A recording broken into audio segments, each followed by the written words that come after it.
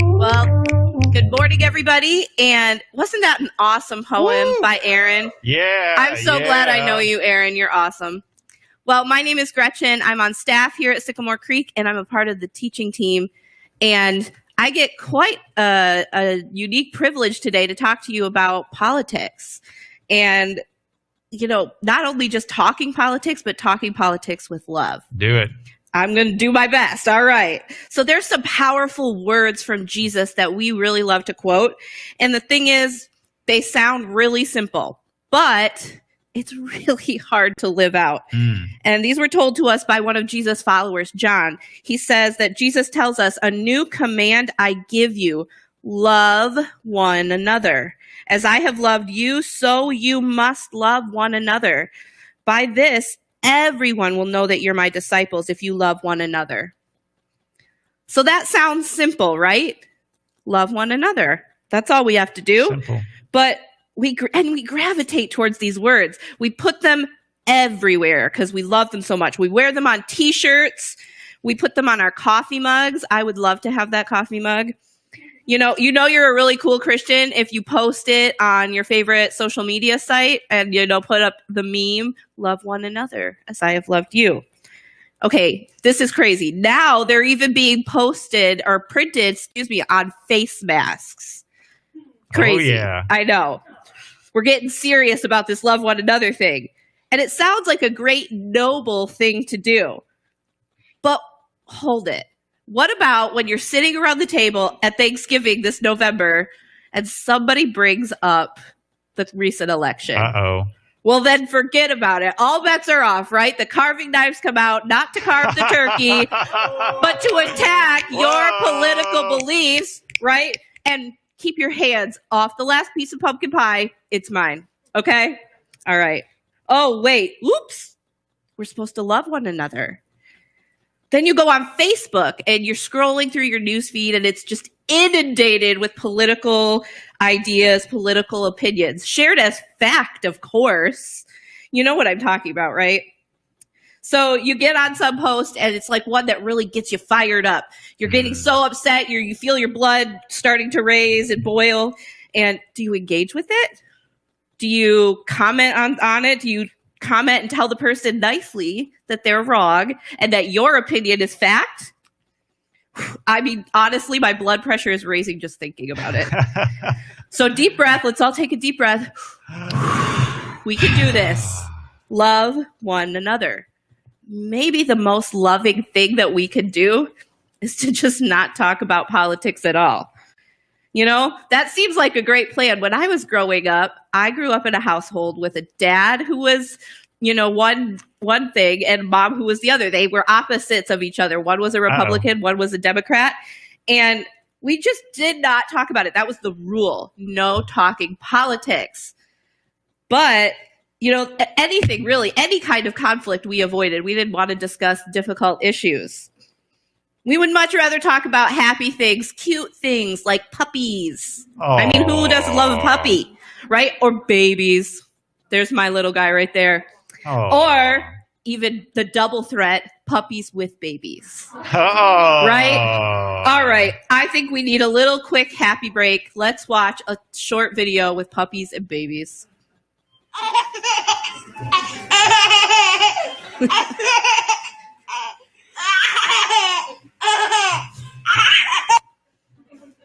I feel so much better. Wasn't that cute? Oh, yes. Yes. So what do you like to watch or do or talk about when you feel stressed out? This is a Chatterbox, which is a time for you to comment in the comments on Facebook or talk to the people at your house. What do you like to do to de-stress?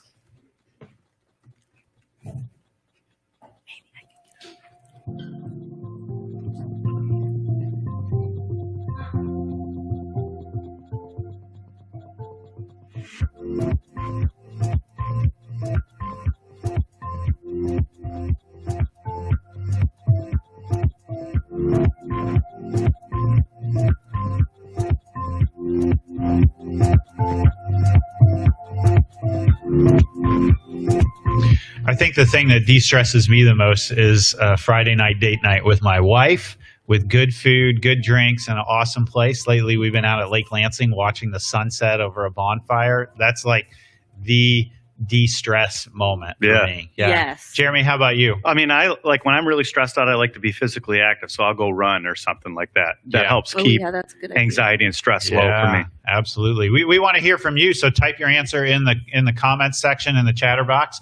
Carola, how about you? How do you de-stress right now? Lately, I've been knitting. It's got me like in kind of a flow, the motion of it. Like, okay, I'm just going to relax. I'm going to sit there at the park with my kids and knit. There you go. That's a good one. Hey, Aaron, what are people saying on Facebook, the ways they de-stress? Lots and lots of wine. Excellent. Good call on that. Like WHINE? Is that the kind of wine? Wine and wine. Yeah.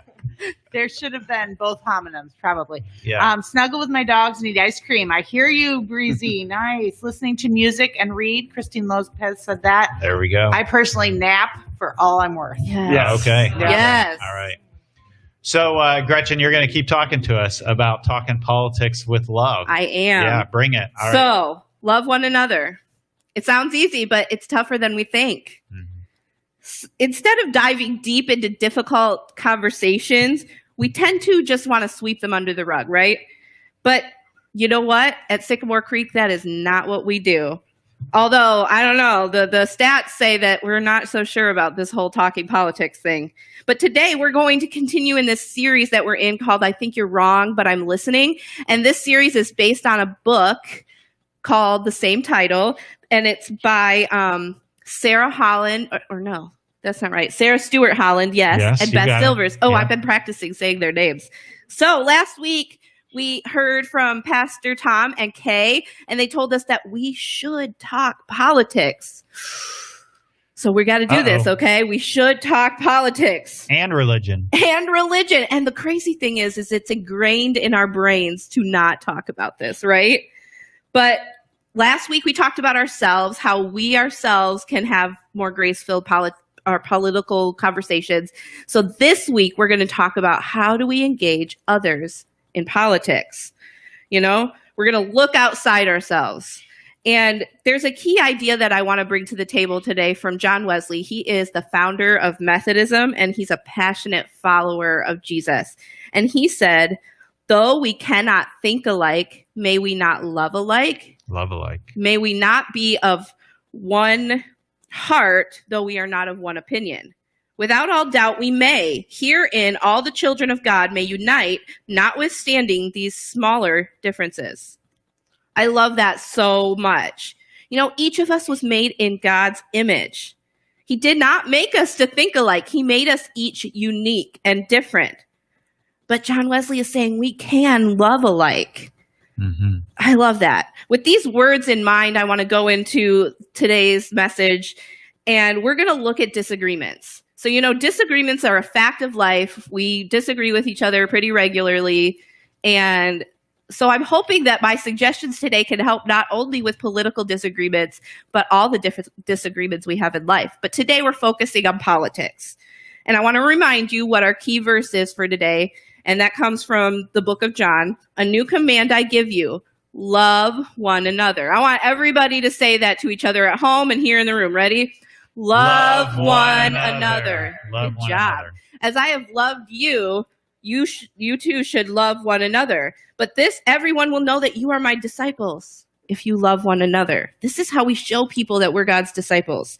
So we're going to take a look at that verse and try to live it out in three ways. We're going to love one another by being compassionate, being grace-filled. We're going to love one another by being curious, asking questions. And we're going to love one another by being creative. We're going to embrace the paradox. That sounds familiar. Does it sound familiar? Yeah. That's good that you've been paying attention to our church logo, right? Curious, creative, and compassionate. Those are our three core values as a church. And so we're going to take those core values and put them up against talking about politics. I think that's going to be a huge help to us. So we're going to start by talking about being compassionate, having grace-filled conversations. You know, we love each other by being compassionate, and the heart of compassion is grace. As I said before, this is based on a book by Sarah Stewart Holland, I'm going to practice again, and Beth Silvers. And these two women are on opposite sides of the political spectrum. They're also both moms. And they have a podcast where they talk about politics in the very way that we are working on here in this series. And their first thing that they mentioned to us about how can we have these conversations is to give grace. So what do I mean by that? Well, when you give grace to someone, you recognize the beauty within that person before you. You recognize that they are created in God's image. Giving grace is extending that unearned love of God to the person, just as you have received unearned love from God. That grace, giving grace, recognizes the worth and the value in the person before you. I love the way the writer Frederick Buechner wrote it. He said that the grace of God means something like, here's your life. You might have never been, but you are, because the party wouldn't have been complete without you. I love that. Thank you, Frederick Buechner, for your wisdom. You probably heard that the saying that you cannot love others until you love yourself. And I want to say that it's the same with grace. You cannot extend grace to someone else until you recognize that you yourself have received grace from God. So Peter reminds us in his letter, each of you should use whatever gift you have received to serve others as faithful stewards of God's grace in various forms. So when we offer someone grace, we treat them differently. We talk about them differently. We have compassion for them. Pastor Tom had the opportunity to interview Sarah and Beth, the authors of this book, for his Reach Resources podcast. And I want you to take a listen to Sarah as she describes how they have these grace-filled political conversations. So what is it that makes the conversation grace-filled? I think for both of us, it's, I think there's two answers. I think there's the answer about Beth and I and, how this started, which is because we weren't close friends in college, because we didn't know each other well, we were really careful with one another, which is a type of grace. It would be wonderful if it was a type of grace we were always using, especially in political conversation. If we were just careful with one another, if we thought, I want this person to feel while we're talking about politics that they matter to me and that I want this conversation to continue. Because that's definitely the space we were in when the podcast started. We didn't know each other well. So we I was kind of hyper aware, like, I don't want to offend her. I want her to understand, like always, that I really value these conversations and I want them to continue. And so grace looked like that. Grace looked like, I want you here. I think sometimes if we're talking about sort of beyond the personal experience of our one-on-one relationship out in the world, grace looks like acknowledging that everyone belongs, right?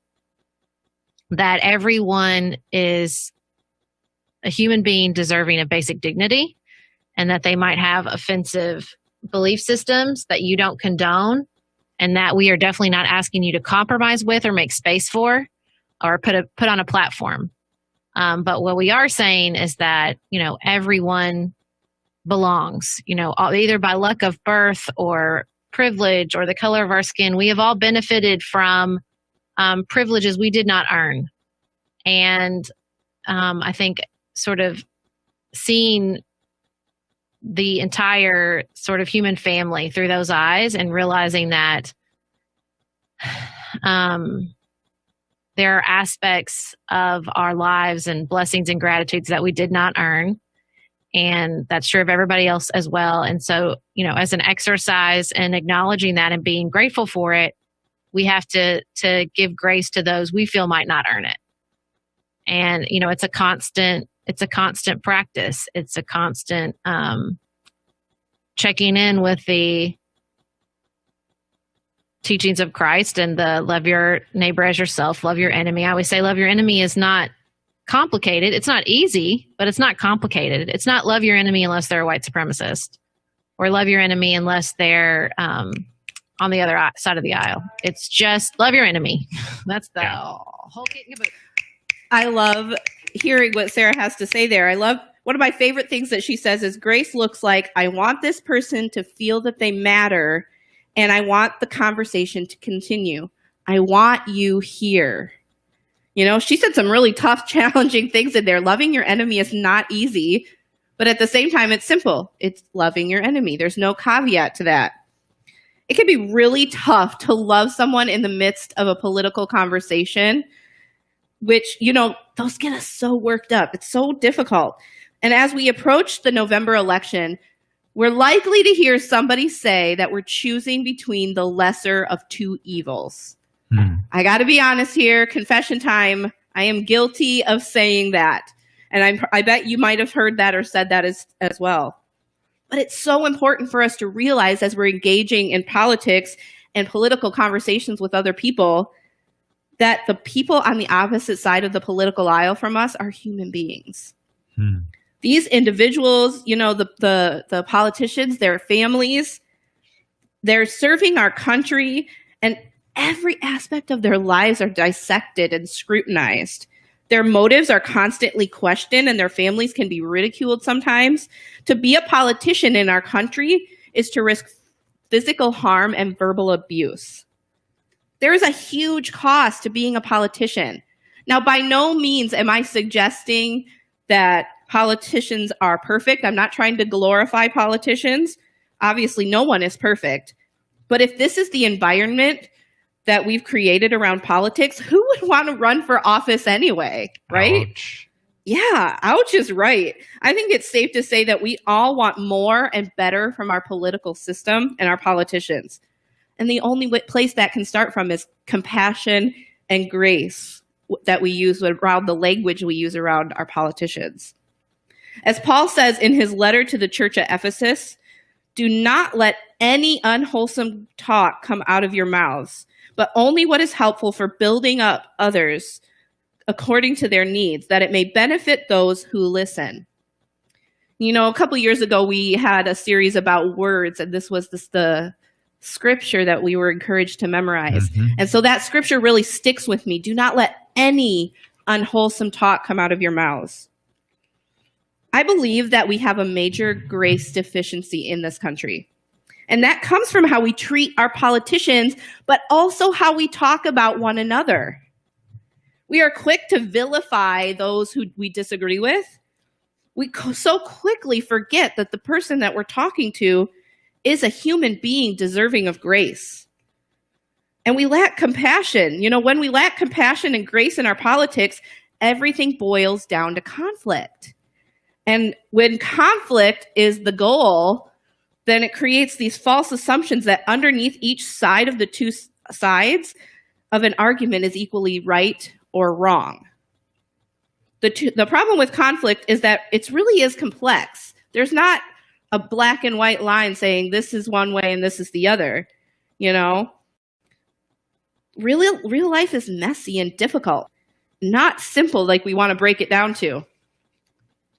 But when we have compassion for one another, grace enters into the mess of our lives and gives us an anchor to hold on to. Grace helps us to make difficult conversations less difficult because we share the mystery of the human experience with each other. Just like Buchner said, that the clip that I read earlier, the party wouldn't be complete without you. One person that I tend to have political conversations with a lot is my sister, Dawn. My sister and I have about 15 and a half years between us. She's older than me. And we've always been really close. We love to talk to one another. And we tend to talk a lot about politics. You'd think we would want to avoid those conversations at all costs. And here's the crazier thing. We are about as different or as opposite on the political spectrum as two people can be. But you know what? How do we survive these conversations? How do we love each other at the end of the day? Well, the thing that we do is we remember that this person is not my enemy. She's someone that I love. She's my sister. And we both want good for each other. We both want good for our country, and we both want good for the world. Remembering those things, remembering who I'm talking to. That's how Dawn and I are able to have grace for each other when we disagree. Now, I want to be very clear about what grace is and is not. Offering grace does not mean abandoning reason. Offering grace does not mean accepting the unacceptable. Offering grace does not mean that all opinions are valid. Offering grace does not mean that all sides of an issue have merit. Offering grace does mean that all people are valuable and worthy of our grace and compassion. I'm going to say that again. Offering grace does mean that all people are valuable and worthy of our grace and compassion. When we exercise compassion and grace, it gives us a common starting point. Instead of starting with conflict and disagreement, compassion and grace brings us together in ways that allow us to have meaningful conversations. This is important because political opinions are exactly that. They are opinions. They are not who we are. And guess what? Our opinions can change. We started this series with ourselves because you are in charge of your own opinions, your own ideas. You are not in charge of other people's opinions and ideas. So I have another Chatterbox question for you. I'd love for you to put your answer in the comment section on Facebook or talk with your family about this. Who is someone you know who is really good at offering grace in political discussions? That's not the right. Give us that Chatterbox question again. I don't think we have a slide for it. Who is someone you know who is really good at offering grace in political discussions? Who is someone you know who is really good at offering grace in political conversations? Put that in the comments right now. Yeah, put it in the comments right now. So I think about, well, we're actually, I don't know. Do we have a timer? Can we get that up there? Give people no. All right. Well, hey. No. So we're just going to dive right into it, even though it's the first time any of us in the studio are hearing this. Thank you, Gretchen, You're for throwing welcome. us the curveball. That's what I do. One of the people that I try to be like online, especially in these, is David Lalone. David Lalone is spectacular at accepting the critique, but then pushing back a little bit. David Lalone goes to Sycamore Creek, right? Yeah. Yeah. And he's a spoken word artist as well. Right. I sometimes wonder if that doesn't inform the way that he engages very creatively. Yeah. Jeremy, how about you? I mean, a lot of the people that I value their response politically is sitting in this room. Many of you are mentors to me. Tom, I mean, I'm certainly watching your lead. You're my spiritual leader, and I often see you engage people with grace. And I've found that you ask a lot of good questions, and you're not just reading and commenting. You're trying to understand the value of their comment. It'd be a lot easier to answer this question like the opposite, right? Like the flip side. Yeah. Hey, Aaron, you got anybody? And is there anybody on Facebook that people are raising up? Yeah, Sarah Arthur is a popular among the commenters. That's Tom's wife, Oh, Sarah. Tom's wife. Why doesn't she do that with me at home? Oh, Well, she says herself she doesn't feel she deserves that. That's okay. That's why I said it, because I think she does, right? Lydia and Yadiel Marin, awesome. Dave Hemingway's coming up as well. Oh, yeah. These are Dave people. is very good. These are people that go to Sycamore Creek. Yeah, a lot of them do. Yeah. A lot of them do. Yeah. And then, Anna says she'd like to say her. But again, most people know I'm very headstrong on their opinions, and this doesn't come off as offering grace most times. But I'm going to say Tom. All right. Oh, wow. Yeah, Okay. I think you're graceful we're in getting all things. brownie points here for your pastor today. All right. Carry us on, Gretchen. All right. I thought all of those answers were really good ones. And I know several people who are really good at having grace-filled political discussions. So we started with compassion and grace. And that's going to lead us into our next point, which is that we love one another by being curious. Being curious is defined as being eager to learn, by being inquisitive. It's trying to figure something out. And it's one of our core values as a church, because we are trying to figure out this whole God thing together, this whole faith thing. And it's a process we can easily spend our whole lives on as we bask in God's love and God's grace. God is so big and so complex. And we invite being curious about God at Sycamore Creek. We invite different perspectives. And I got to be honest, I love this point because being curious involves relentlessly asking questions. Yes, I love it. Asking questions.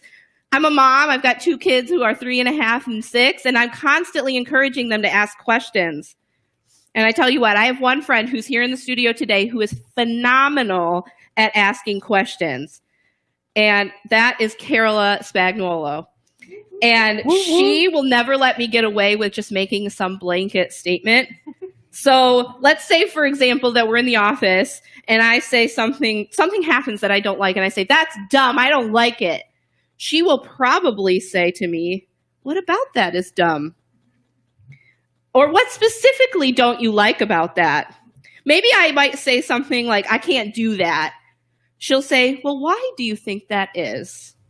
Or she'll probably flat out tell me I can. If I'm considering doing something that maybe isn't good for me, she might say something like, what do you want to come out of that? And you know what? You may be wondering if I've ever heard any of these questions from Carola. I absolutely have heard every single one of these questions from Carola. She does this with her kids too, which I love. If her kids have a question, she'll say, that's a great question. Let's see if we can find out more about that. And she'll proceed to help them ask lots of questions to help them understand more about what they were asking about. She gets how important asking questions is. And when we're free to ask questions, when we start with compassion and grace. We're free to ask questions when we start with compassion and grace.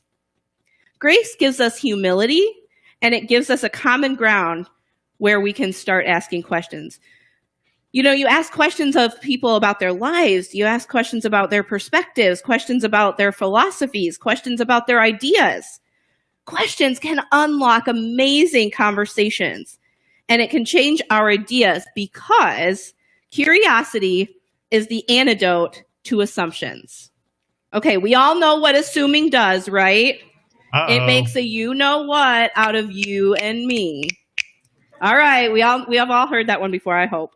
It's really easy to hear a remark from someone and to fill in the blanks of their story in our heads, you know, around what they believe, around how it relates to what they believe. We do this all the time. You know, you might hear someone say, we really need to bring God back into schools. And we automatically assume they're a Republican.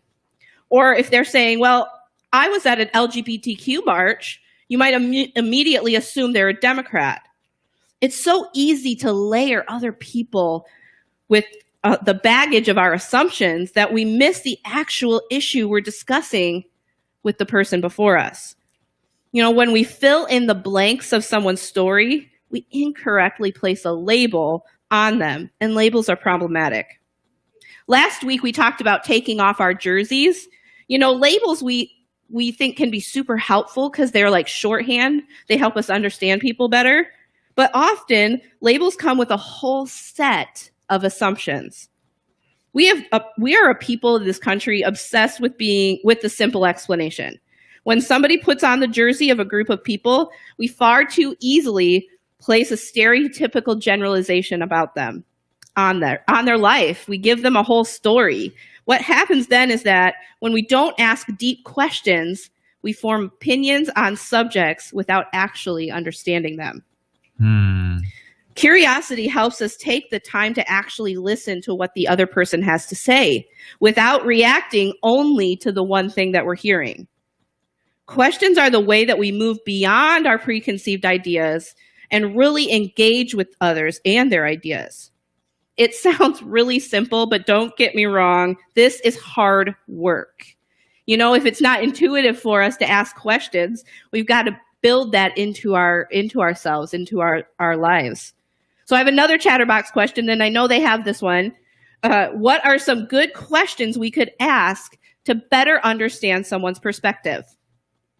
All right, we're going to give you 30 seconds to type your answer in the comments section. We'll be right back.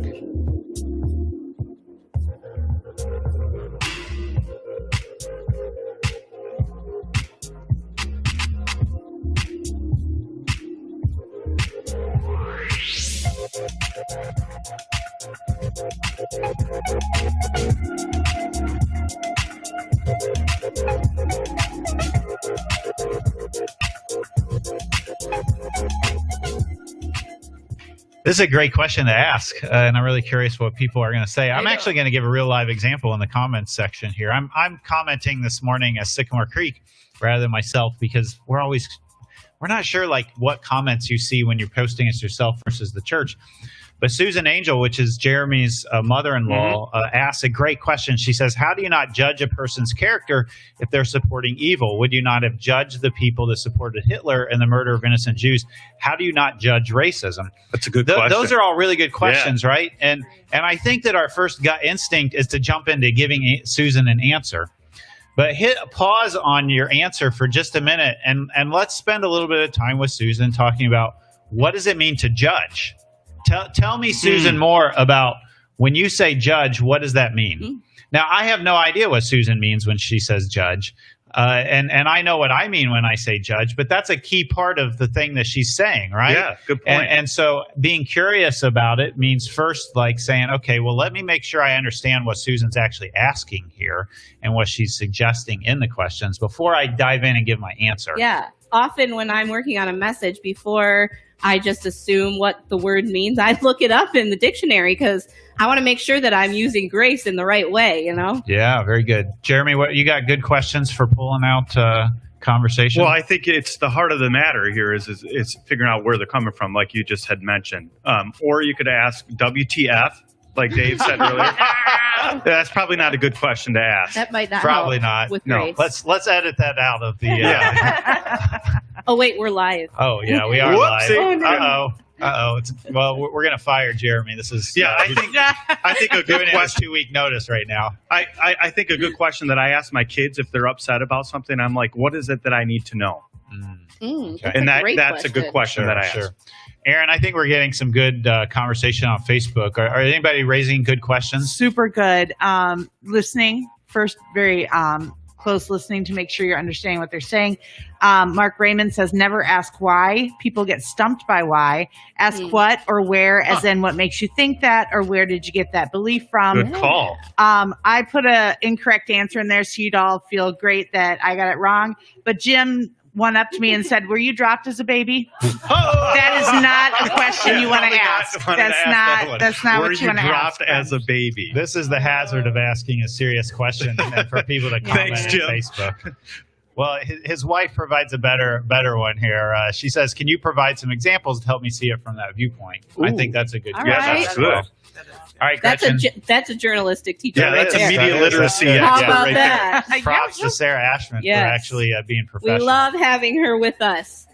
All right. Well, those were some great questions, and I hope that you can think about more ways that you can ask and be curious with people. When we are curious, we build connections. Fear, especially fear of disagreement or conflict, drives us apart. Asking questions leads to understanding, and understanding leads to connection. Asking questions leads to understanding, and understanding leads to connection. That is loving one another, which leads to our final point for today on loving one another. We love one another by being creative. When we start asking questions, there is something that we will find, and that is complexity. As we talked about earlier, you know, God created the world. He created each one of us. He didn't create us all to be cookie cutter versions of each other. The world is full of complexity. We want things to be simple and easy to understand, but no matter how hard we try to simplify things, our world, the people around us included, is complex and contradictory. I know when my mom was around, she used to say that she had a list of questions she wanted to ask God when she got to heaven. I hope she got to ask those questions. You know, I would argue that following Jesus is complex. Following Jesus is complex. It's not simple. Life is not simple. It's not black and white. It's not just good and evil. And neither is politics. When we simplify, we head toward two options: true or false, right or wrong, left or right. And the problem is that with these debates, that problem word there is or, right? That word presupposes that there are only two choices. You can be a Democrat or a Republican. You can be a liberal or a conservative. You can be the winner or the loser. We are trained to pick a side and hold on for dear life to that side, or else, right? If we really want to live out love for one another, we need to stop thinking in terms of either or and embrace the and. We have a long tradition in Christianity of embracing that and. And creatively, when it comes to loving one another, we break the either or thinking and we embrace the paradox. Paradoxes are actually essential to our faith, and I personally think paradoxes are really cool. So I want to share with you two holy paradoxes. One is that God is not the Father or the Son or the Holy Spirit. God is the Father and the Son and the Holy Spirit. That's a holy paradox. This is probably one of the more challenging things to understand about our Christian faith. And another one is this: Jesus was fully human and fully divine. That is a holy paradox. You know, we all too easily head towards that either or thinking. But our faith in Christ leads us to a third path, where we can embrace the and, embrace the paradox together. And that's creative. When we embrace the paradox, we realize that politics is not the collision of good or evil, and it's often an analysis of valid competing priorities. So I want to repeat that. Politics is not the collision of good and evil. It's often an analysis of valid competing priorities. Like what I said about my sister and I, either we both want good for each other, we both want good for the world, and we both want good for our country. We just come at it from a different perspective. When we embrace the paradoxes, you know, we do embrace paradoxes all the time in our lives. It's not like I love my kids or they drive me crazy. Let's show those kiddos here. They're pretty cute. Also, they drive me crazy, right? It's both. It's that I love them and they drive me crazy sometimes, right? It's not like I love Dancing with the Stars or I realize that it's kind of cheesy. It's both. I love it and it's really cheesy. If we can embrace paradoxes like these, then I think we can embrace political paradoxes too. You know, I want to encourage you to embrace paradoxes when it comes to this pandemic. This has been a really tough time in our world. And we agree on some things. We agree that life matters. We agree that our freedoms matter. We disagree about the best course of action for our response to the pandemic. We agree that it is complex and new and scary. Let's not dive into either or thinking.